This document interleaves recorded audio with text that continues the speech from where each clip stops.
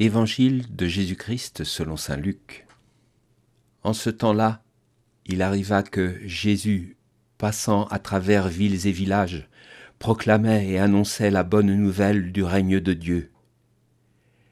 Les 12 l'accompagnaient, ainsi que des femmes qui avaient été guéries de maladies et d'esprits mauvais.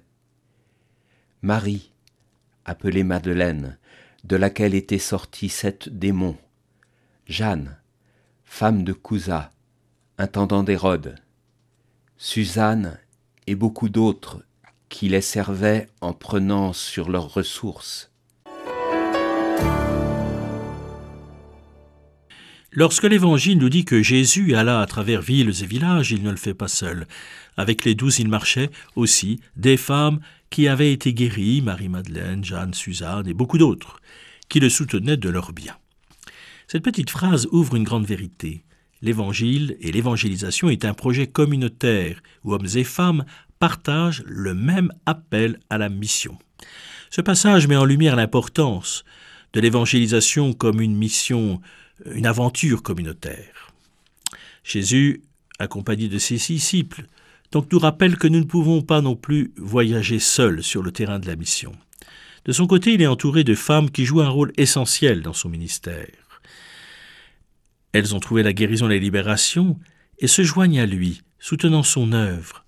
Ce détail nous rappelle que l'évangélisation est bien cette mission collective de personnes qui sont capables de reconnaître l'action du Seigneur dans leur vie et de mettre en commun leurs talents, leurs biens s'il le faut, pour soutenir cette œuvre.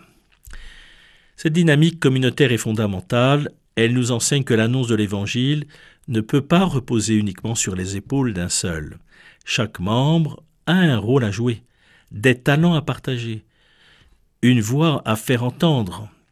Cela nous invite à réfléchir sur la façon dont nous pouvons nous unir pour témoigner de notre foi, pour porter ensemble le message de l'amour et de la miséricorde de Dieu. Et cela, toujours, nous avons besoin d'y réfléchir, surtout en ces temps de rentrée. Pensons à ces femmes, elles n'étaient pas seulement des suiveuses, mais des actrices de l'évangélisation. Elles le sont encore beaucoup dans nos communautés.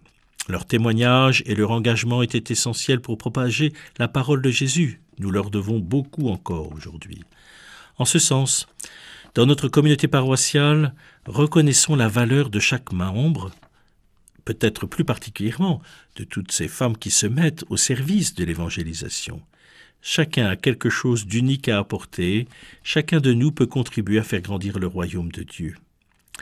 Le travail d'évangélisation exige de la détermination et aussi de l'enthousiasme, mais il est nourri par la prière et la communion entre frères et sœurs. Ce n'est pas simplement une question de bon tempérament, il y a une dimension surnaturelle et spirituelle. Nous devons bien sûr nous soutenir mutuellement, combien plus aujourd'hui, encourager les talents des uns des autres et créer un environnement où chacun se sent dans la liberté de partager sa foi. Quelle réponse à ce défi ? Chacun pourra y réfléchir.